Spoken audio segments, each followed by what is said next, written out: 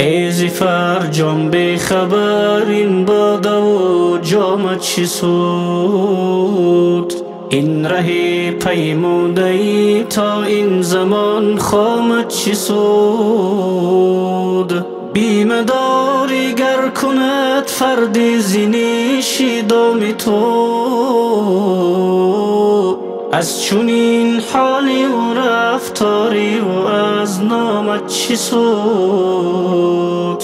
نفسی بد را اسبی تازی کرده ای در زیر پای، این همه شهد و شکر اندر رهی کامت چی سود؟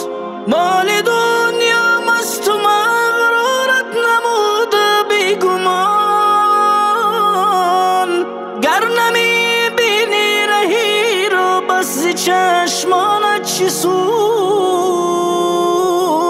ایزی فرجام بی خبر این باده و جامت چی سود؟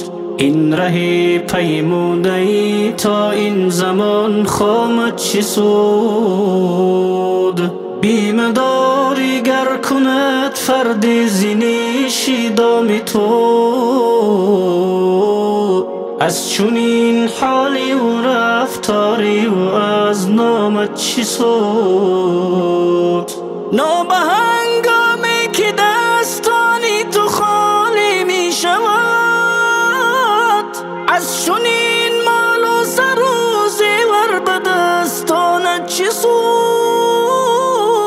مار و موران تو را چون نابودانت می کنن، پس از این جسم و تن و شأنی و از جانت چی سود؟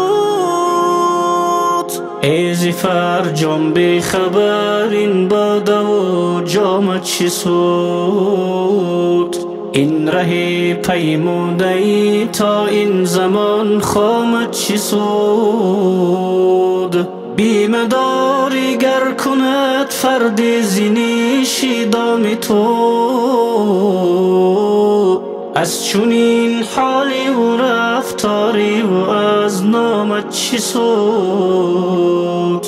قامتت خم می شود روزی و اندامت سفید، پس زی مردن از نشان و نامی بد نامت چی سود؟ ناعلاجی می رسد روزی به هر یک نیکوبت، پس زی مردن آرزوی صبحی بر شامت چی سود؟ ایزی فرجام بی خبر این باده و جامت چی سود؟ این رهی پیموده ای تا این زمان خامت چی سود؟ بیمه داری گر کند فردی زینیشی دام تو، از چونین حالی و رفتاری و از نامت چی سود؟